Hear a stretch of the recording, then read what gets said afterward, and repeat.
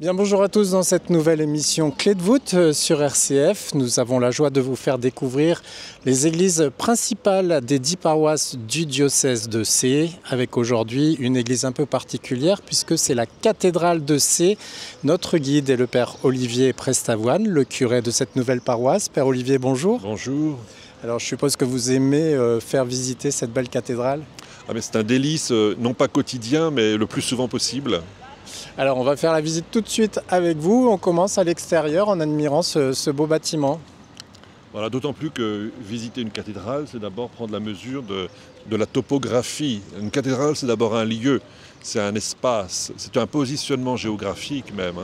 La cathédrale de Sées, alors celle que nous connaissons, c'est la 4e ou la 5e, on ne sait pas bien, mais elle s'inscrit dans une histoire qui remonte au 5e siècle. Donc Saint Lathuin, premier évangélisateur, qui fonde une église à Sées. Pourquoi Sées ? Sées parce qu'en fait c'était un lieu de garnison à l'époque de l'occupation romaine, et en fait un lieu stratégique, un positionnement stratégique sur un axe entre l'Angleterre et l'Espagne, pour le commerce de l'étain notamment.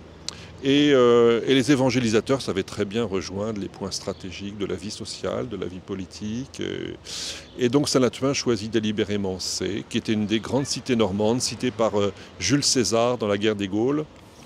Voilà. Et donc l'histoire commence là, et elle se déploie au fil de l'histoire, dans un grand bourg qui est en fait le résultat de plusieurs réalités.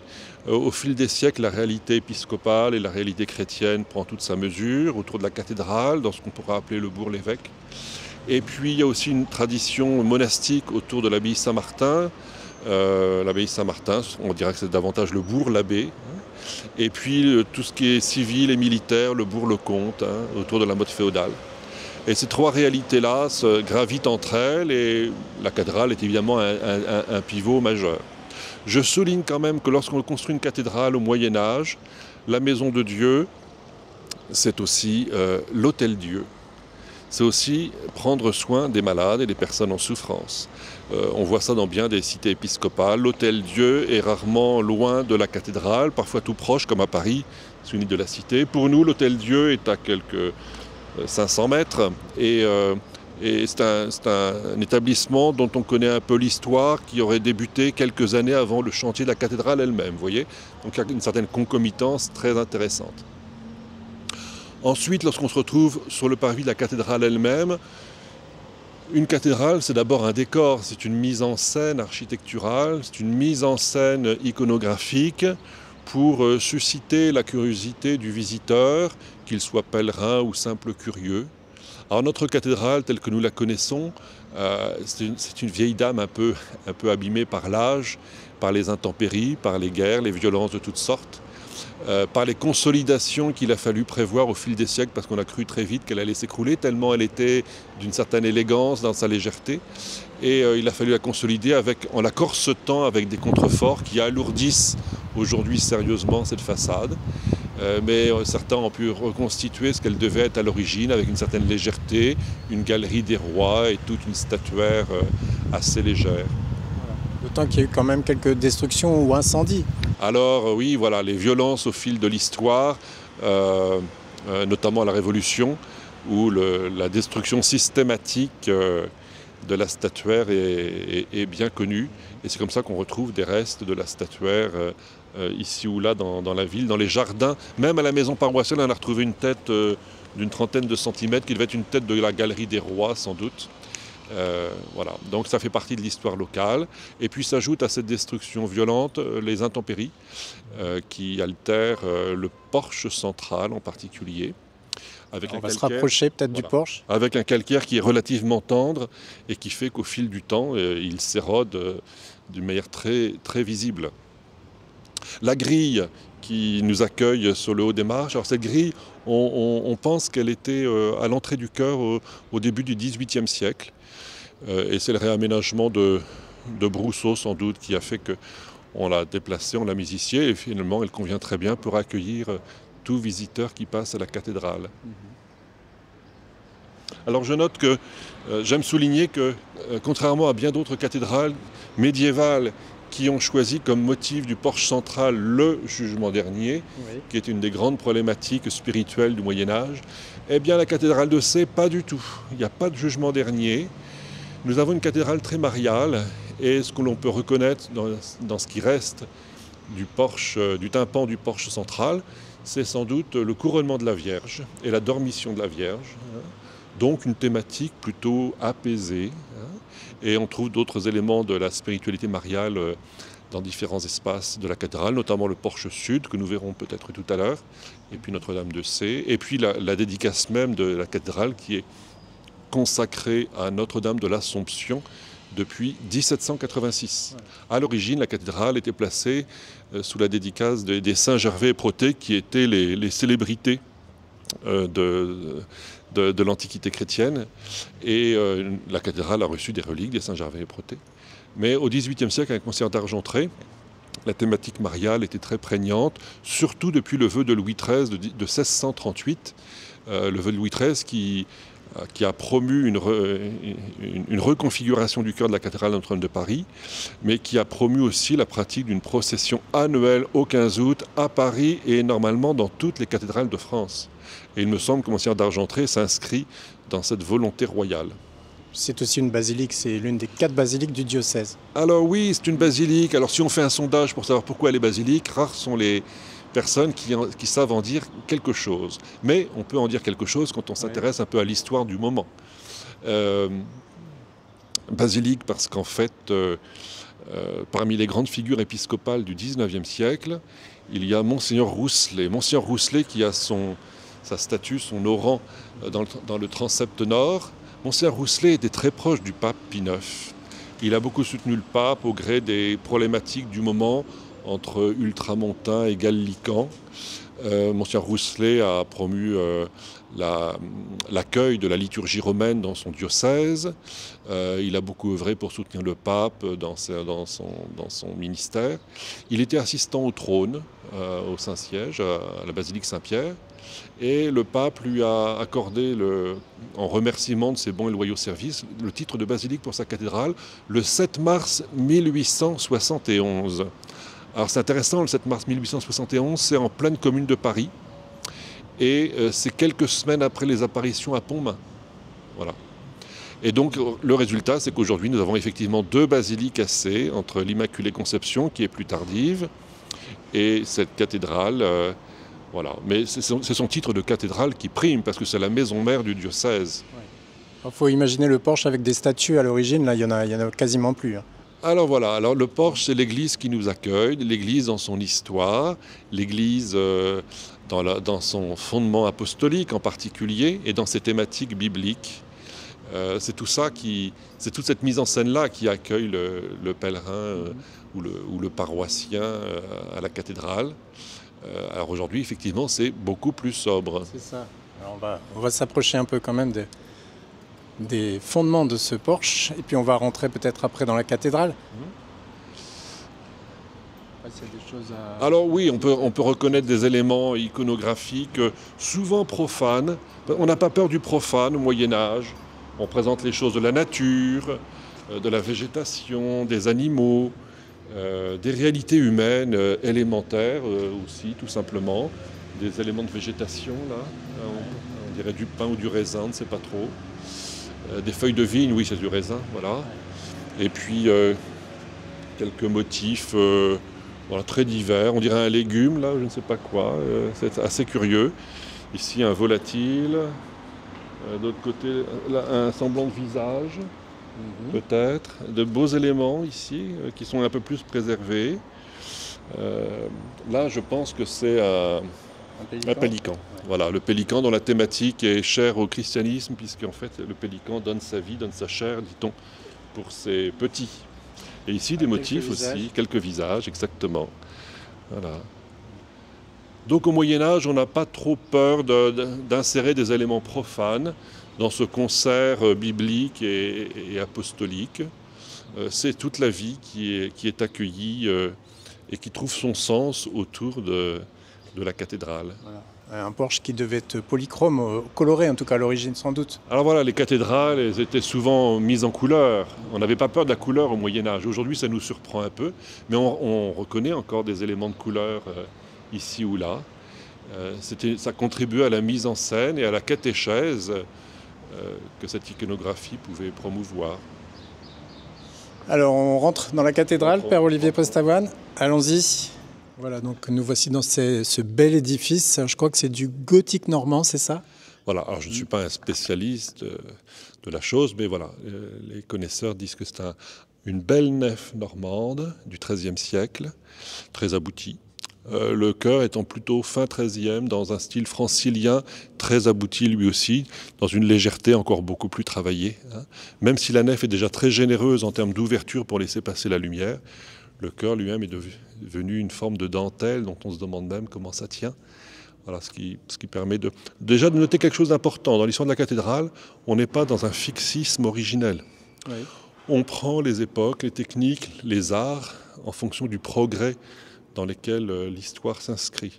Et c'est déjà une leçon pour nous. Donc la cathédrale, elle est poreuse de toutes les époques. Je ne vais pas vous dire que tout est du XIIIe, non. Et d'autant plus que, voilà, à chaque époque, il a fallu retravailler l'aménagement des lieux pour offrir des espaces de prière adaptés aux priorités du moment. Oui. Est-ce qu'elle est dans le style d'autres cathédrales de la région? Est-ce qu'elle est vraiment particulière? Bon, toute cathédrale est unique. Il n'y a pas de semblable. Elle s'inscrit dans le grand sillage des cathédrales gothiques. Pour vous situer un petit peu, Notre-Dame de Paris, le début de la construction, c'est 1163. Ici, c'est 1210. Ça veut dire qu'il y a 50 ans qui se sont écoulés. Donc, à la fois, on va s'inspirer de Notre-Dame de Paris pour tel ou tel aspect, notamment la rosace sud. On va s'inspirer peut-être de tel portail nord à Chartres pour le porche central que nous venons de franchir. Donc voilà, on copie un peu. De la même manière que 1210, 1220, 1230, c'est aussi la période de la construction de ce qu'on appelle la merveille au Mont-Saint-Michel, donc le cloître, le réfectoire. Et on retrouve des éléments similaires ici avec le triforium. Le triforium, cette grande galerie qui court toute la nef et dont le style, le modèle, le profil est la reprise, ou en tout cas un écho, des arches du cloître du Mont-Saint-Michel, qui sont des arches pointues et à hauteur d'homme. À quoi ça sert un triforium? À pouvoir accéder à différents endroits ou... Alors, oui, peut-être, et encore pas sûr. Un triforium, ça peut servir effectivement à faire passer aujourd'hui, on peut faire passer des câbles, voilà. Mais ce n'est pas d'abord un espace technique, c'est plus une manière de donner de la légèreté au mur. Et en donnant de la légèreté au mur, c'est à la fois au plan visuel, mais aussi au plan de l'acoustique, puisque tous ces éléments qui allègent les murs sont bénéfiques pour l'acoustique. Voilà. En tout cas, un édifice baigné de lumière, c'est vraiment le propre du gothique. Baigné de lumière, et voilà. Quand on va à la cathédrale, on se laisse baigner dans une certaine luminosité, pas toujours très ensoleillée, évidemment, ça dépend des jours. Mais on se laisse prendre dans une luminosité et dans une certaine acoustique, que ce soit du silence, du bruit, du chant. On est saisi aussi par cette espèce de lame de fond qui est très calme, mais qui n'est jamais un silence absolu. Il y a toujours des petits bruits. Et c'est ce cadre à la fois lumineux et sonore qui fait rayonner quelque chose de la grâce des lieux et qui touche en tout cas tout visiteur, quel qu'il soit. On ne sort pas indemne de la cathédrale. Alors je sais que vous aimez bien passer dans cette cathédrale, que les gens, enfin, il y a beaucoup de monde qui passe dans cette cathédrale, que ce soit des touristes ou des personnes qui viennent prier. Voilà, le passage à la cathédrale, il est continu, évidemment un petit peu conditionné par les saisons quand même. L'hiver, c'est un petit peu rude. La cathédrale peut descendre à 3, 4, 5 degrés. Mais au fil de l'été, il y a quand même un flot de visiteurs assez régulier, même si ce n'est jamais la foule. Le dimanche après-midi, notamment, ça défile beaucoup. Et on sent le plaisir des personnes, qu'elles soient de C ou d'ailleurs, qui, voilà, en venant circuler à la cathédrale, se laissent émerveiller à nouveau en redécouvrant tel ou tel élément de l'architecture, de la statuaire, de l'aménagement général qui touche bien des visiteurs. Bienvenue dans Clé de voûte sur RCF, votre émission de découverte du patrimoine religieux de l'Orne, en partenariat avec la Web TV du diocèse de Sées pour les vidéos. Nous sommes ici à la cathédrale de Sées en compagnie du Père Olivier Prestavoine, curé de la nouvelle paroisse. Père Olivier, bonjour. Bonjour. Alors la dernière fois, on a fait une présentation depuis l'extérieur de cette cathédrale. Aujourd'hui, nous sommes à l'intérieur, nous poursuivons la visite et on jette un coup d'œil vers l'orgue. Alors les musicologues vous en parleraient de manière précise au plan technique. Dans les cathédrales, la musique a toujours eu sa place. Progressivement, au Moyen-Âge, ce sont plus les voix. Et peu à peu, il y a des instruments, des positifs notamment, qui vont accompagner le chant. Et au XVIIIe siècle, dans la plupart des cathédrales de France, on souhaite avoir un orgue digne de ce nom. Et c'est comme ça que les chanoines vont prendre la décision de faire installer ce grand orgue avec un buffet dit de Parisot qui était un argentanais, qui est un bel artiste, ébéniste sûrement, pour réaliser un si bel instrument. Et c'est un instrument qui a été repris au XIXe siècle avec Cavaillé-Coll, qui est en quelque sorte la Rolls des orgues. Et aujourd'hui, nous avons un instrument magnifique, en très bon état, et qui sert de manière très habituelle aux offices du dimanche, en semaine parfois. Pour des séries de concerts aussi, les organistes aiment beaucoup venir ici et le festival que nous organisons chaque année avec l'association Jean de Bernières permet d'accueillir des mélomanes et des artistes un dimanche sur deux, tout au fil de l'été en alternance avec Alençon. Voilà, eh bien on va se retourner vers le chœur. Alors voilà, quand nous sommes devant ce chœur, eh bien nous sommes comme aspirés. La nef, ça sert à ça. La nef, c'est comme un navire, c'est comme une maison bâtie, c'est comme un couloir, c'est aussi comme la forêt. Vous voyez, si vous regardez les piliers de la nef, au sommet des piliers, les chapiteaux, c'est de la végétation, comme si c'était des arbres. Manière de dire aussi que la nature nous conduit à Dieu, en quelque sorte. Et nous sommes aspirés vers le chœur de la cathédrale, dont nous allons pouvoir nous approcher pour mieux prendre la mesure de ce qui s'y joue.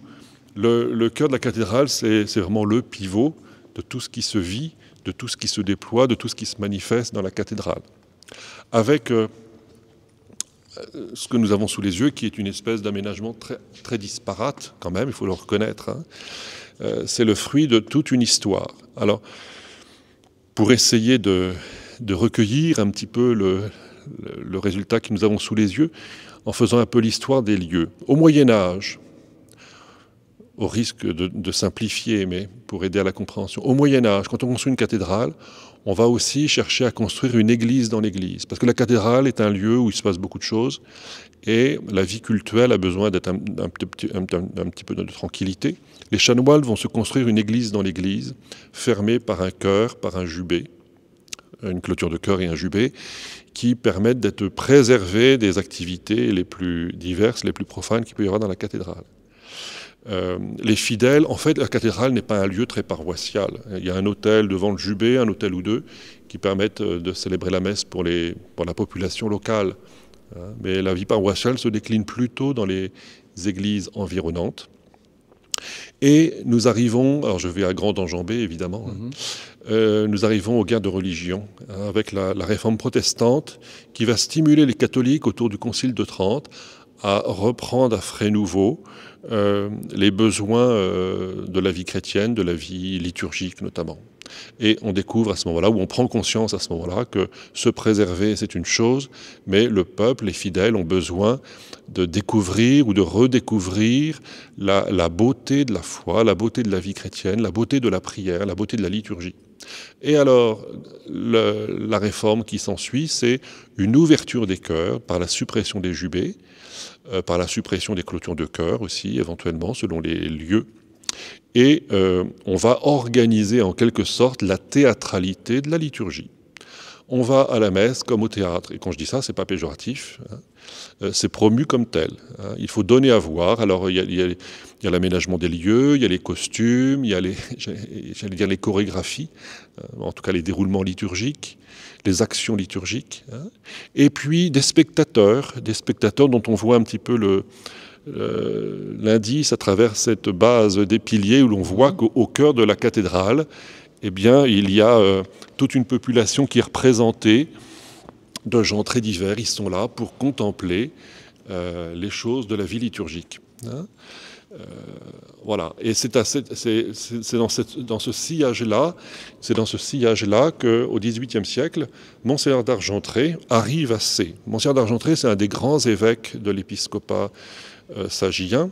Il arrive en 1750. Il arrive en 1750 et c'est un homme de cour, c'est un homme de Versailles. Il aime le marbre, il aime les choses de la cour. Et donc il va commander à son architecte Brousseau, qui aura travaillé pour son frère aussi à Limoges, il va lui commander un réaménagement de chœur dans le sillage du Concile de Trente, avec ce souci de la théâtralité, avec ce souci de créer un espace renouvelé. Ça nous paraît très classique aujourd'hui, mais c'était révolutionnaire à l'époque, dans la mesure où le marbre n'avait pas eu lieu d'être jusqu'à présent à la cathédrale de C, mais c'était dans la modernité du moment. Donc il choisit ce matériau et il va commander un réaménagement de chœur ouvert, très aéré, et avec en particulier cet hôtel qui est un hôtel dit à la romaine. Un hôtel à la romaine, c'est quoi? C'est un hôtel à la manière de ce qui se fait à Rome, notamment à la basilique Saint-Pierre. Un hôtel qui est un hôtel pivot à la croisée des transepts, autour duquel on peut tourner, qui permet des actions liturgiques assez dynamiques, qui permet aussi que les fidèles trouvent leur place soit dans la nef, soit dans les transepts. Et pour le clergé, c'est aussi un hôtel double face qui permet de célébrer la messe d'un côté ou de l'autre. On va se rapprocher peut-être. On peut le voir. Voilà. Donc c'est à la fois la logique du cercle, et c'est aussi la logique du rectangle à double face, en quelque sorte, et avec un tabernacle à double porte également. Ce qui fait que c'est un hôtel très, très adaptable aux besoins du moment. Avec une sculpture de chaque côté aussi. Voilà, alors une déploration, donc une descente de croix du Christ, avec un thème marial qui l'accompagne évidemment. Alors que de l'autre côté, c'est plutôt la découverte des reliques des saints Gervais et Protet. On va passer de l'autre côté. Voilà, cette scène des saints Gervais et Protet, qui est une copie de l'abbaye d'Évron. Brousseau s'est inspiré de l'abbaye d'Évron. Voilà, et cette fois, c'est un élément en marbre. Voilà, on découvre les reliques. Dans les problématiques tridentines, donc, qui marquent aussi l'architecte Brousseau dans cette rénovation de l'aménagement du chœur, il y a aussi la question du tabernacle. On s'est beaucoup posé la question du tabernacle dans le sillage du Concile de Trente. Où faut-il le mettre? Jusqu'à présent, le tabernacle pouvait être soit la sacristie, soit sur un côté, soit dans une chapelle. Et c'est saint Charles Borromée, archevêque de Milan, qui a promu la formule des tabernacles sur l'autel. Ça n'allait pas de soi du tout.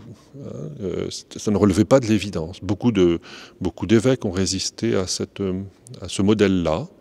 Et finalement, c'est un modèle qui s'est largement imposé au fil des siècles, notamment au XIXe siècle.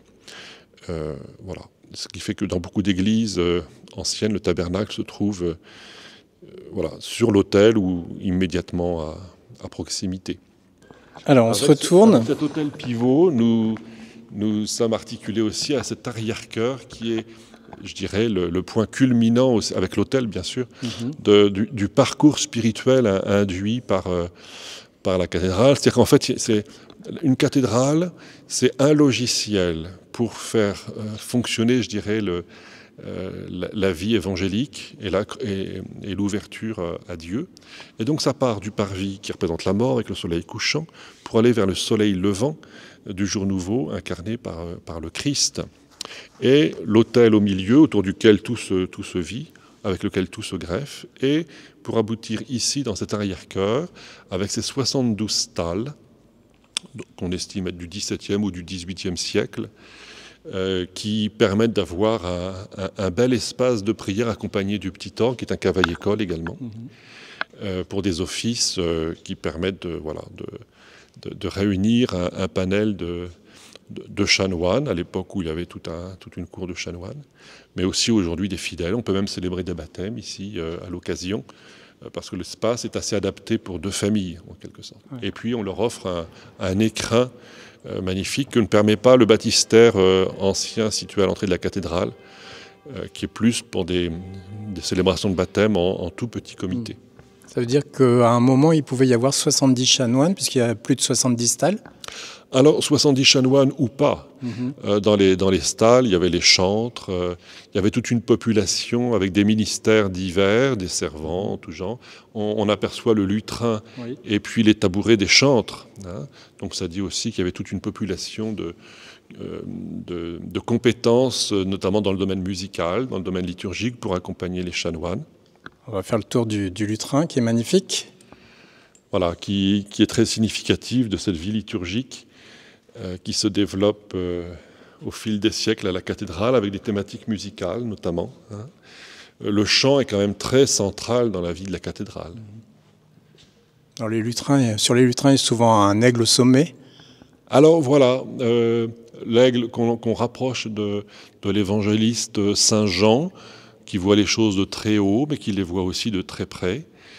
C'est une manière de nous dire peut-être que d'abord la foi nous fait prendre de la hauteur par rapport aux questions de la vie, mais même la musique nous permet de nous élever à des considérations et un regard sur la vie, sur le monde. Moi, ce qui me frappe beaucoup, c'est que finalement la cathédrale, c'est comme un logiciel en réalité augmentée. Et donc, entrer à la cathédrale, se laisser toucher par les éléments du mobilier, l'iconographie, la vie liturgique, c'est se laisser élever en réalité augmentée pour voir la vie à la manière de l'Évangile, à la manière de Dieu. C'est pour ça qu'il y a toute une disproportion dans la cathédrale. C'est pas raisonnable de faire des constructions pareilles, mais la réalité augmentée est une clé de compréhension, je trouve, très, très, très pertinente et qui nous dit que tout un chacun est appelé à laisser sa vie se déployer avec le Christ, qui est vraiment le pivot du cheminement à la cathédrale. Oui. Sans compter qu'au niveau diocésain, c'est quand même le phare du diocèse où tout le monde se retrouve pour les grands événements. Hein. Voilà, le phare ou l'église mère aussi, tout simplement. Il est vrai qu'une cathédrale se démarque très fortement des églises paroissiales habituelles. C'est ce qui est aussi une difficulté, parce que comment articuler les besoins du diocèse avec une vie paroissiale ordinaire. Mais en tout cas, c'est aussi une des vocations particulières d'une paroisse cathédrale que d'être au service de la vie diocésaine et de s'adapter aux particularités de cette église mère pour mieux contribuer à l'accomplissement de ce qui doit se vivre dans une église mère. Vous êtes à la fois le curé et le recteur. Alors voilà, on pourrait imaginer qu'il n'y ait qu'un recteur, donc qu'il ne soit pas curé. Toute cathédrale n'est pas nécessairement paroisse, mais assez, c'est le cas, comme dans beaucoup d'endroits quand même. Nous voici maintenant en compagnie du père Olivier Prestavoine, curé ici au pays de Sées, pour une visite guidée de la cathédrale de Sées, qui est aussi bien sûr l'église mère du diocèse. Père Olivier, bonjour. Bonjour. Alors dans un troisième volet, nous poursuivons cette visite guidée. Nous nous retrouvons dans les transepts. Voilà. Alors nous avons la chance d'avoir une belle croisée des transepts à la cathédrale de Sées. Ce n'est pas le cas dans toutes les cathédrales. Spirituellement, c'est déjà très intéressant. Ça veut dire que plus je m'approche de l'autel, en traversant la nef, plus je découvre que les perspectives s'élargissent, explosent avec les transepts et toute l'abside et les chapelles. Donc, ça dit quelque chose spirituellement sur la progression dans la vie chrétienne. Et que tout se joue autour du Christ, représenté par l'autel, et qui est vraiment le pivot de tout ce mouvement, de tout ce déploiement de la vie chrétienne. Alors, à cette croisée des transepts, nous avons la rosace nord, qui est tout à fait spectaculaire, d'autant plus que nous sommes un petit peu en contrebas, et l'autel est comme un petit peu le catalyseur de notre orientation vers cette rosace nord, avec des tons bleus qui évoquent plutôt le froid. Mais en même temps, ce sont des médaillons de vitraux qui évoquent des choses de la résurrection, avec le Christ de la Passion au centre, mais un Christ qui a les yeux ouverts, qui est sur une croix verte comme un arbre de vie, et des médaillons qui représentent les scènes de la résurrection, depuis la sortie du tombeau, les femmes au tombeau, Marie-Madeleine, Saint Thomas, Emmaüs. Voilà, donc c'est le nord, mais déjà très, très pétri de l'espérance en la résurrection. Alors que le sud, alors on se retourne. Nous le verrons un peu plus tout à l'heure. Oui. On va se contenter peut-être de la partie basse. D'accord. Mais en tout cas, la rosace sud est en écho au nord pour montrer le Christ de l'Apocalypse. On verra ça plus tard. En tout cas, ici, dans ce transept sud, nous avons un très très bel espace à tonalité mariale très appuyée, puisque la Vierge de C a toute sa place ici. La Vierge de C, qui est en albâtre et du XIVe siècle, elle a traversé les siècles de la cathédrale sans dommage, et elle veille sur Jésus à l'autel. Ça veut dire que Marie prie avec nous lorsque nous célébrons la messe, lorsque nous nous tournons vers le Seigneur au titre de l'adoration du mercredi, par exemple. Et ça, c'est très beau. Marie nous accompagne dans la prière, elle nous tourne vers Jésus. Et avec cet autel, avec la déploration, la descente de croix, très propice au reposoir du jeudi saint. Je suppose que la plupart des gens qui viennent prier se retrouvent ici. Alors voilà, c'est pour ça qu'en semaine, le Saint-Sacrement est au tabernacle ici, pour faciliter cette proximité avec le Seigneur. La réserve eucharistique est plutôt au maître-autel de Brousseau le dimanche. D'accord. Et cet autel est encadré notamment par le beau Dieu de C. C'est un peu la vedette locale. Ce beau Dieu de C, dit du Bernin ou de son école. Donc une œuvre ancienne, sans doute vers 1680. Le beau Dieu de C qui est en fait le Christ ressuscité. Et qui dit Christ est ressuscité, c'est l'homme parfait. C'est l'homme rayonnant dans sa beauté, sa jeunesse, sa vitalité. Mais en même temps avec une posture assez curieuse. Il est assez rare qu'on se tienne comme ça avec le bras. Voilà. Alors l'histoire veut qu'on attribue généralement cette scène à la rencontre entre Jésus et Marie-Madeleine. Marie-Madeleine qui aimerait bien retenir Jésus pour elle-même, qui aimerait bien le garder dans les souvenirs qu'elle a de lui dans son passé. Et Jésus qui lui dit « ne me retiens pas », ne me retiens pas dans mon passé, ne me retiens pas dans les débuts de notre histoire. La résurrection nous tire en avant dans la nouveauté radicale qu'elle inaugure. Voilà, donc ce qui justifie un petit peu cette posture du Christ. C'est une création donc prestigieuse, puisque le Bernin est un des grands architectes de la basilique Saint-Pierre à Rome. Une pièce qui a beaucoup voyagé dans les musées du monde ou dans les expositions du monde. Aujourd'hui, il en est moins question parce que c'est tout de même une pièce un petit peu fragile. Et en tout cas, elle a toute sa place ici. Voilà, ce Christ, ce beau Dieu de C. Donc ça, on est du côté sud, hein, c'est ça. Voilà. Alors avec une ouverture que l'on peut emprunter maintenant, puisque l'aménagement des lieux a permis de dégager le portail sud. Alors, je suis sûr que tout le monde ne connaît pas ce côté-là. Tout le monde ne connaît pas ce portail qui a longtemps été couvert par des aménagements en bois très laids d'ailleurs, mais très pratiques à l'époque où il fallait offrir une circulation entre la sacristie de la cathédrale et la cathédrale elle-même, avec une serrure qui me résiste un peu, alors que je l'ai ouverte tout à l'heure. Ah, ça y est. Ça y est. Il faut de la patience parfois. Voilà, on sort donc à la lumière ici, côté sud de la cathédrale de C. Et donc on va se retourner avec une surprise, parce qu'avant on avait de vieux bâtiments de sacristie, on ne voyait rien absolument. Voilà. C'était un aménagement transitoire qui a duré quand même 150 ans, qui n'a disparu qu'il y a 3 ans, et qui permet de retrouver ce beau porche avec des scènes de la vie de la Vierge. À la base, notamment, on trouve la naissance de la Vierge Marie à droite, l'Annonciation, la Nativité, la présentation au Temple, la fuite en Égypte, la descente du Christ en croix et le couronnement de la Vierge au sommet du tympan. Voilà, une belle catéchèse sur les événements du salut. Alors cette partie n'est pas encore tout à fait accessible au public, et on peut imaginer une présentation des lieux à la mesure des groupes qui se présenteraient. Ouais, très belle restauration. On re-rentre à nouveau dans la cathédrale. Alors cette cathédrale, elle est faite quand même pour se promener, se déambuler. Oui, mais c'est un lieu de promenade. Ouais. Voilà. Et tout y est propice, un petit peu comme un grand cirque à la romaine. On tourne dans les bas-côtés et puis on se retrouve dans cette abside qui est une abside très généreuse en espace, en volume, en lumière. Et souvent, pour les visiteurs qui arrivent ici, le premier élément qui attire leur attention, c'est la liste des évêques qui voilà, qui nous offre tout un résumé de l'histoire du diocèse, en quelque sorte, depuis Saint-Latmin au 5e siècle jusqu'à Monseigneur Feillet, qui nous est arrivé en 2021. Alors, cette plaque a besoin d'être refaite pour offrir une inscription digne de ce nom à nos derniers évêques. Ça prend un peu plus de temps que prévu, mais on va y arriver. Et puis des chapelles qui permettent un rayonnement des horizons de la foi, induit par la vie liturgique.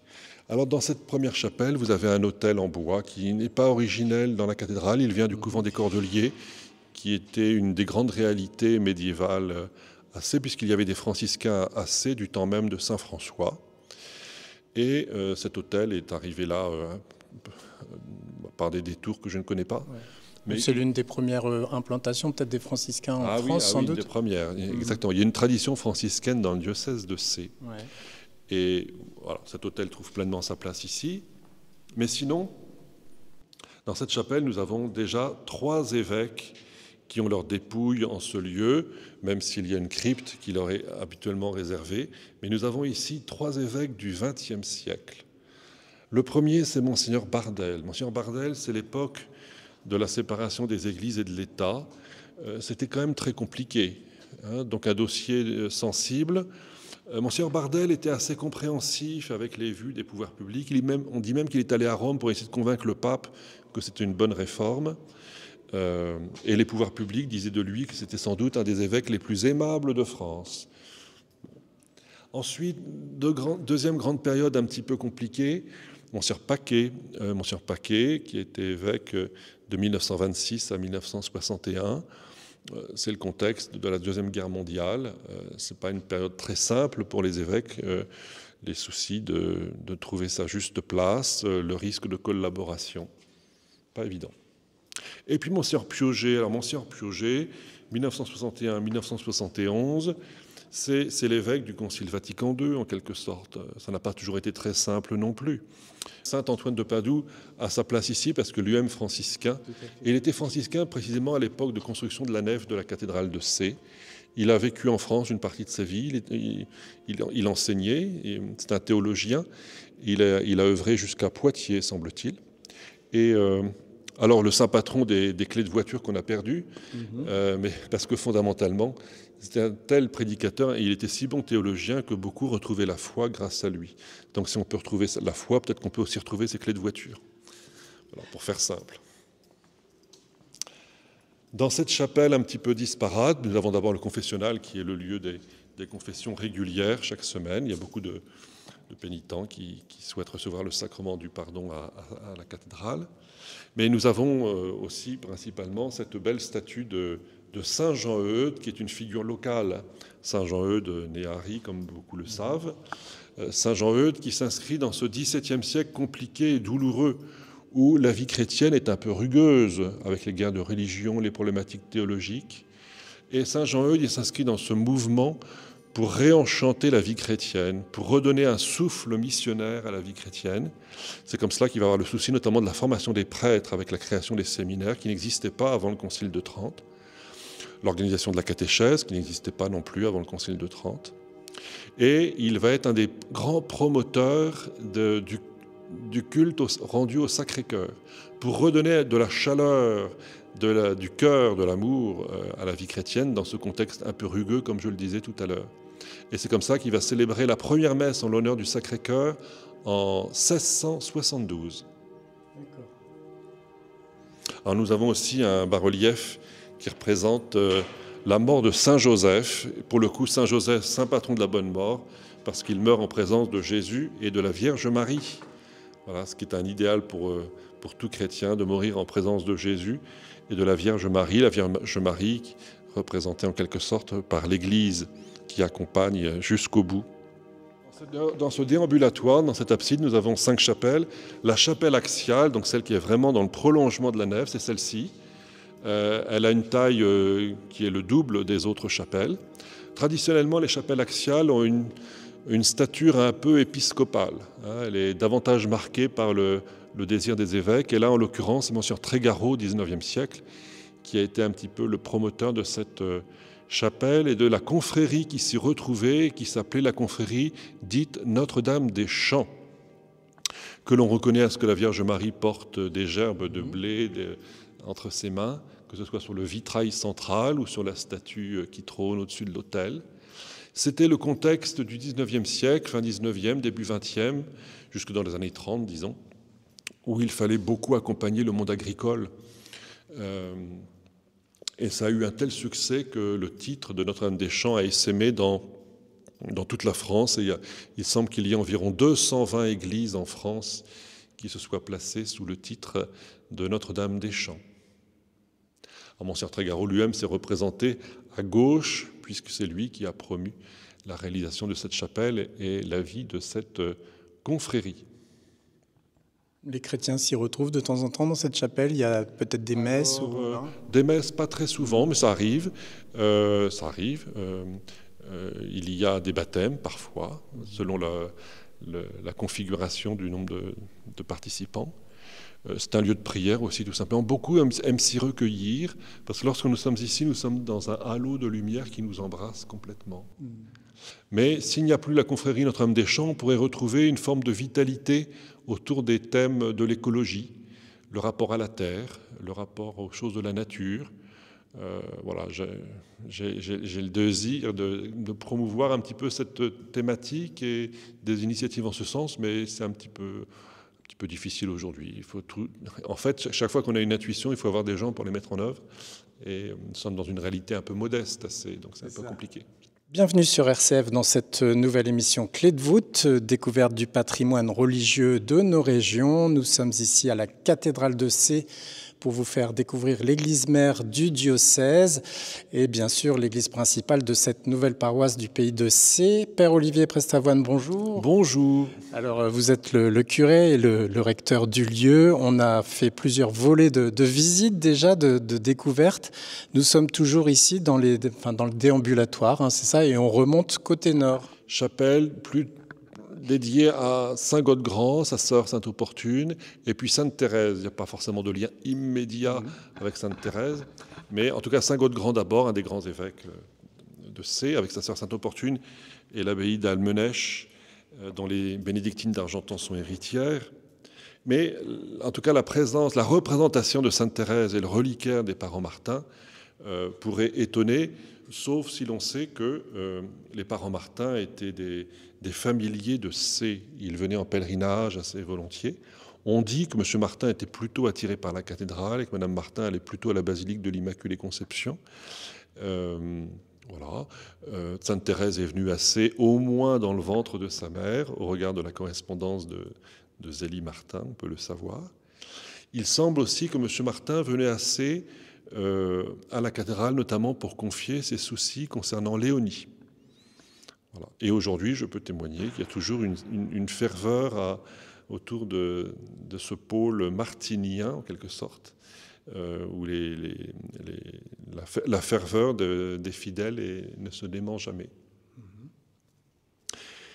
Et après cette chapelle consacrée à Saint-Gaude-Grand et à la famille Martin, nous avons une chapelle qui est plutôt placée sous l'effigie du roi Saint-Louis. Saint-Louis qui est venu à Sées.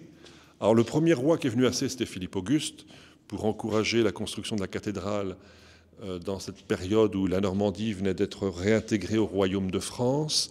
Donc soutenir la construction de la cathédrale, c'est une manière de renforcer le réseau du royaume de France. Saint-Louis, lui, va venir un peu plus tard. On peut imaginer qu'à l'époque où il est venu, la nef était déjà bâtie. Il revient de croisade. Il vient voir les cordeliers à Sées, puisqu'il est de sensibilité franciscaine. Et en venant voir les cordeliers de Sées, il veut leur faire un cadeau. Et le cadeau le plus à la fois prestigieux et relativement facile à honorer de la part de Saint-Louis, c'était d'offrir une épine de la Sainte Couronne du Christ qu'il avait rachetée auprès des Byzantins et des Vénitiens. Des Vénitiens parce que les Byzantins étaient dans une situation financière très précaire. Ils avaient mis les reliques insignes en gage auprès des Vénitiens, et c'est auprès des Vénitiens que Saint-Louis rachète cette couronne prestigieuse pour laquelle il va débourser environ un tiers du budget annuel du royaume. et il va faire construire la Sainte-Chapelle, qui est ce lieu prestigieux que beaucoup connaissent à Paris, qui coûtera moins cher que l'acquisition elle-même, c'est pour dire. Et à C, donc les cordeliers dépositaires de cette modeste mais prestigieuse épine, les cordeliers en ont donc été dépositaires, et à la Révolution, dans les troubles de la Révolution, c'est la cathédrale qui est devenue dépositaire de la dite relique. Et aujourd'hui, eh bien, elle est présentée à la vénération des fidèles chaque vendredi saint à l'heure de midi. Et la cathédrale est bien remplie d'une ferveur entourant cette relique. Et dans ce déambulatoire, nous avons aussi l'entrée de la crypte des évêques. Alors ce n'est pas une crypte touristique, ni même une crypte pour les dévotions privées. C'est plus un caveau. C'est un caveau en quelque sorte, hein, un ossuaire même, pour tout évêque qui décède dans l'exercice, dans un lien ininterrompu avec son diocèse. Donc Yves de Bellême, Louis du Moulinet, Claude de Morène, Turgot de Saint-Clair, Monseigneur du Plessis d'Argentré, Hilarion François de Chevigné de Bois-Cholet, Alix Saussol, Yves-Marie du Bijon en 2007. Voilà, il avait quitté le diocèse, mais il restait en lien puisque sa retraite ne rompait pas le lien qu'il avait avec son diocèse, le diocèse où il a exercé son épiscopat. Toute petite entrée. Hein. Toute petite entrée. Alors, ça demande un petit peu de souplesse pour y descendre, mais c'est un lieu très correct, très digne, voilà, qui permet de faire mémoire du fait que tout évêque est en quelque sorte bâtisseur de l'Église, peut-être pas tant de la cathédrale elle-même, mais au moins de l'Église diocésaine et de l'Église catholique dans son universalité aussi. Voilà. Et dans ce transept qui est très épiscopal, finalement, nous avons également la chapelle dédiée à Saint Lathuin, premier évêque de C, dont les reliques sont revenues il y a 150 ans. Donc elles n'étaient pas là à l'origine. Alors elles ont été dispersées parce qu'au 8e siècle, avec les invasions barbares, il fallait les mettre à l'abri. Et donc elles avaient été dispersées, et notamment c'est le diocèse d'Annette, le diocèse de la paroisse d'Annette, donc le diocèse de Chartres, qui en était dépositaire. Et un gros lot de ces reliques a été restitué au XIXe siècle et une dernière partie restituée après le Concile Vatican II. D'ailleurs, chaque année, au mois de juin, il y a le pèlerinage à Saint-Lathuin à Cléré-Belfond. La fête de Saint-Lathuin est le 20 juin. Mais en tout cas, le reliquaire sort chaque 20 juin, comme il est sorti également pour l'installation de notre évêque en 2021. Donc Saint-Lathuin, premier évêque de C, on est quoi, au 5e siècle à peu près? 5e siècle, exactement. Ouais. Voilà. On ne sait pas grand-chose, je suppose, sur sa vie. Hein. Mais en tout cas, il a vécu en ermite, pas très loin d'ici. Alors, il vient sans doute soit de Touraine, soit de Rennes, soit de Rouen. Vous voyez, tout est possible. En fait, les évangélisateurs choisissaient les villes carrefours pour évangéliser, pour que la foi se répande avec beaucoup plus d'élan. Dans ce transept nord, en tout cas, nous avons ce qu'on appelle des orants. Les orants, ce sont ces représentations des évêques en prière, donc en orant. Hein. Alors je vais vous en parler un petit peu parce que je les aime bien, ces évêques. C'est pas des tombeaux, hein, c'est juste des représentations. Le tombeau est en dessous, semble-t-il. Hein. Notamment Monseigneur Rousselet qui voulait être enterré à proximité des reliques de Saint-Lathuin. Alors Monseigneur Rousselet, je vais vous le présenter en quelques mots. 1844-1881, son épiscopat. Il vient de Saint-Amand-Montrond. C'était un érudit, c'était un bon théologien, un enseignant de la théologie morale. Il était sulpicien et il est appelé à l'épiscopat en 1844. Il est un petit peu austère, mais en tout cas, c'était un grand travailleur. On dit que pendant son épiscopat, il a fait restaurer ou construire environ 300 bâtiments. C'est gigantesque. C'est gigantesque au plan technique, au plan financier aussi. Et c'est l'époque, c'est après la Révolution, il y a des choses à reconstruire d'abord. Et puis, c'est aussi le début de l'exode rural. Et il y a besoin de retrouver un immobilier adapté au déplacement de population. Mais Monseigneur Rousselet était aussi très proche du Saint-Siège. Il était assez proche du pape Pie IX, qu'il a bien soutenu dans sa mission. Et il a notamment contribué à promouvoir la liturgie romaine dans son diocèse. Voilà, ce qui fait qu'on dit de lui qu'il était assistant au trône au Saint-Siège pour le pape. Et ici, dans son diocèse, c'est lui qui a reçu le titre de basilique pour sa cathédrale le 7 mars 1871 en remerciement de bons services. Mais se dire aussi que le titre de basilique, ce n'est pas simplement honorifique comme ça, c'est aussi un acte politique. Aujourd'hui encore, d'une certaine manière. C'est-à-dire que quand le Saint-Siège accorde le titre de basilique, c'est une manière de dire que le Saint-Siège a toute sa place ici. Dans un contexte un peu gallican, où la relation à Rome était parfois un peu compliquée, un peu méfiante, un titre de basilique, c'est une manière de renforcer les piquets du rayonnement du Saint-Siège et de sa mission. Donc 1844-1881, lui succède Monseigneur Trégarot, un homme de Vannes, donc un breton, un marin. Il avait le pied marin. Et d'ailleurs, il est devenu marin, il est devenu aumônier général de la marine. Il a navigué pendant une vingtaine d'années sur la Jeanne d'Arc de l'époque. Il est allé sur les mers du monde, il est même allé en Chine, à Shanghai, notamment dans le contexte des guerres de l'opium. Mais Monseigneur Trégarot, c'était aussi un homme assez résolu dans les rapports parfois compliqués avec les anticléricaux. Et alors, il était un grand résistant à l'anticléricalisme de l'époque, ce qui fait que les pouvoirs publics ont cherché à le déboulonner de son poste, en quelque sorte. Et il a fallu voter une loi au Parlement pour supprimer son poste de manière à ce qu'il soit libéré de sa mission d'aumônier général. Et c'est à ce moment-là qu'on lui a proposé de devenir évêque de C, donc 1881. Je crois qu'il était installé le jour même où Jules Combes a été installé ministre de l'Éducation nationale. Alors, Monseigneur Trégarot, il a fait construire des écoles. Il y a encore le collège de Gacé qui porte son nom, et même le lycée François de Sales à Alençon, François, parce que François Trégarot. D'accord.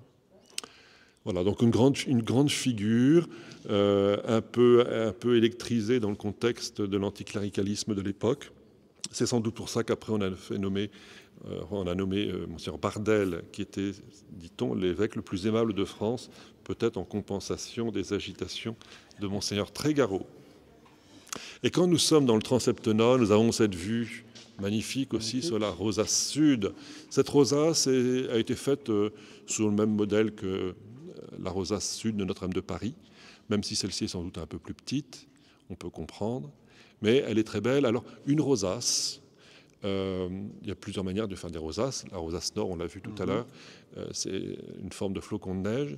Ici, celle-ci, elle est très belle, c'est un point abouti de ce qu'on peut faire en termes de rosace, parce qu'elle n'a ni axe vertical, ni axe horizontal. Or, c'est beaucoup plus facile de faire une rosace quand on a un axe.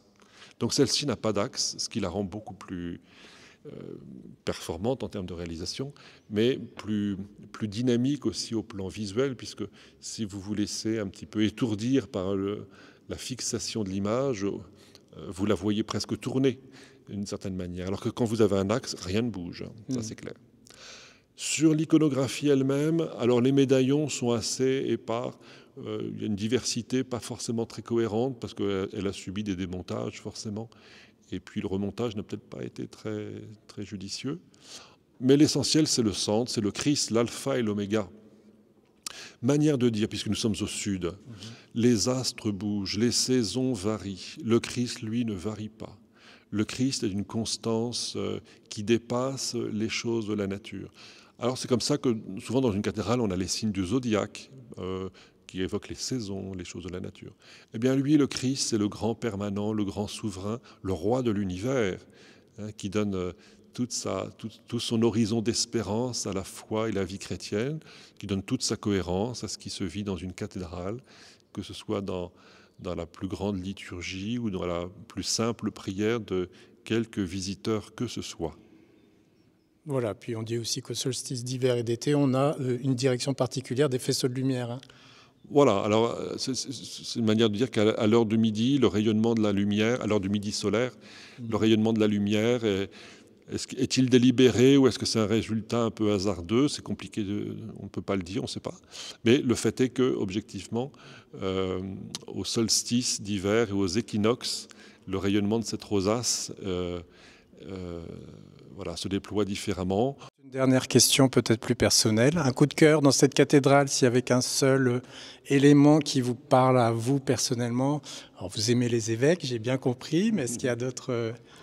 En fait, c'est la grâce des lieux dans sa cohérence globale qui me touche. L'ambiance générale induite par cette espèce d'alchimie, ce mélange de tout ce qui relève de la statuaire, de la simplicité des pierres, du rayonnement de la lumière. Lumière et acoustique, je trouve, font un très très bon cocktail avec la pierre. Voilà. On invite tous les diocésains de Sées à venir peut-être visiter à frais nouveaux cette très belle cathédrale de Sées. On espère que vous avez découvert des petites choses que vous ne connaissiez pas. En tout cas, un grand merci pour cette visite guidée.